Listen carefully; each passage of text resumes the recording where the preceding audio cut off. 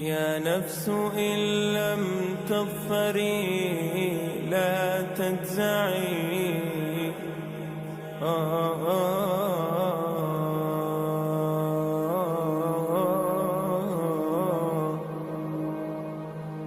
يا نفس إن لم تظفري لا تجزعي وإلى موائد جود مولاك اقرعي يا نفس Ladies and gentlemen, you will be availed of the opportunity of putting questions to the speaker later. mudanayaal iyo marweyn baadariga Gary Cunningham oo hadda caan ku ah magaca walaalka Jalaaludiin hadda ayuu idin la hadli doonaa isagoo nafsadiisa ka hadli doona hadda ayaan idin soo gudbinaynaa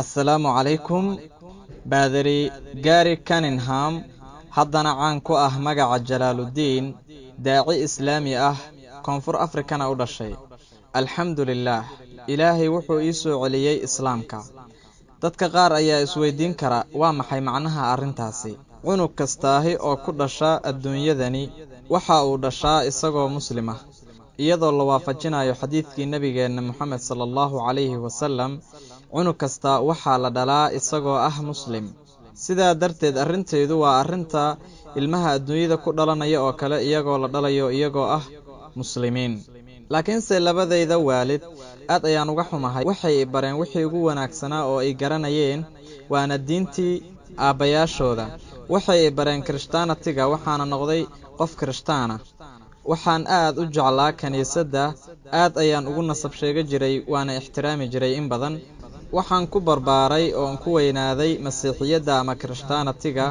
noloshaydii intii aan joogayna waxaan aad u jeclaa inaan tukado oo aan ka shaqeeyo kaniisadda baadarina aan noqdo aad ayaan u shaqeeyay wax badan ayaan daraaseeyay dadaal badan ayaan bixiyay balse waxaan aaday Roma Vaticanka ayaan aaday balse waxaan ahaa wiil dhalinyaro ah waxaan qabay su'aalo aad u badan oo u baahnay inaan jawaabo u helo waxaan bartay waxyaabo badan oo aragtiyada kamida iyo falsafooyinka waxaan bilaabay inaan isweydiiyo waqtigeyga oo dhan cajaa'ibta Allah abuuray koonkan dhamaantii laakiin se macluumaadkaasi wax ku filan oo jawaabo ah ma aanan helin waqtiyo badan macallinkeyga madax ayaan ka xanuuji jiray anigoo su'aalo ka badin jiray laakiin se fadliga alle subhanahu wa ta'ala waa ii dul qaateen su'aalahaygina waa ii dul qaateen markii aan ka soo laabtay safarkeyga waxbarashada iyo diintii aan baranayay waxaan u soo noqday koonfur Afrika mid kamida saaxiibadeyda kuwa ugu wanaagsan ee igu dhow waxaan rajeynayay in ugu soo dhaweeyo garoonka laakiin ma aysan dhicin waan la yaabay runtii waxa dhacay arintaasi aad ayaan ula yaabay markii aan garoonka soo gaaray aabahay wuxuu ii sheegay inay saaxiibkay arkin Carol ilaa muddo run ahaantii wuxuu u dhawaa inuu baadari ka noqdo kaniisadda Catholiga sidaa darteed gurigiisa ayaan aaday si aan u arko isaga wuxuuna ii sheegay inaysan suurtagal ahayn inaan saaxiibo noqono maanta kadib sidaa darteed waxaan ku iri maxaa diidaya inaan adiga saaxiibo noqono wuxuu igu yiri maxaa yeelay inaan Catholicista noqdo ma rabo maanta kadib waxaan ku iri dib ma lahan haddii aad ka tagtay Catholiga waajib ma aha in saaxiibtinimadeena ay kala goodo laakiin se haddii aad ka tagtay Catholiga maxaad noqotay hadda wuxuu igu yiri waxaan noqday muslim run ahaantii waan la yaabay waxaan ku iri muslim kuwaas gaalada ah ee aan rabbi rumaysnayn yasuucna aan rumaysnayn calayhi salaam markaa buu ii sheegay inuu ila doodo inuusan diyaar u ahayn wuxuuna igu yiri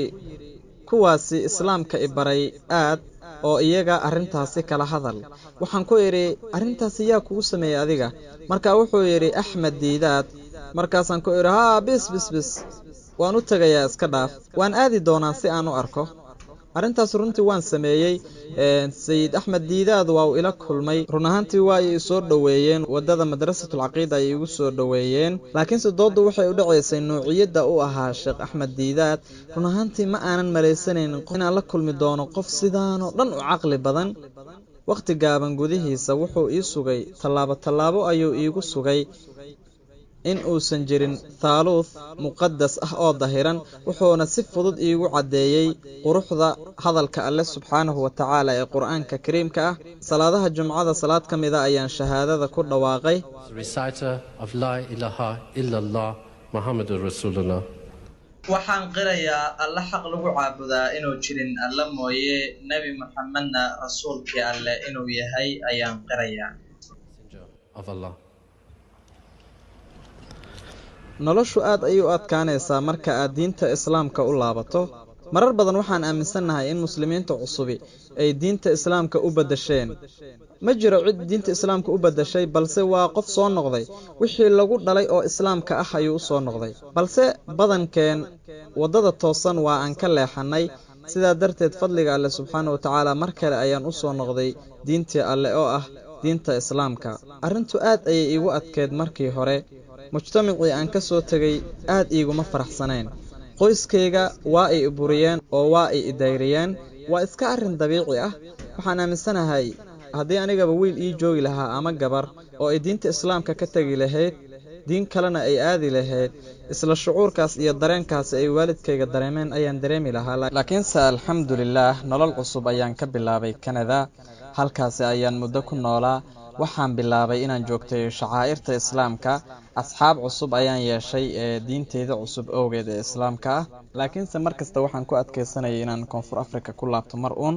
laakiinse wakhtigaasi ma aanan joogtayn jirin shacaa'irta diinteyda cusub ee islaamka.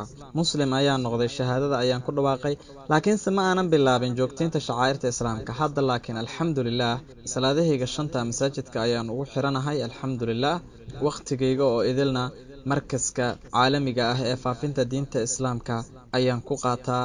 daaci diinta islaamka faafiyana waanahay. And I am full time with the Islamic Propagation Center. I'm a missionary for Islam. يا نفس إن لم تظفري تنزعي.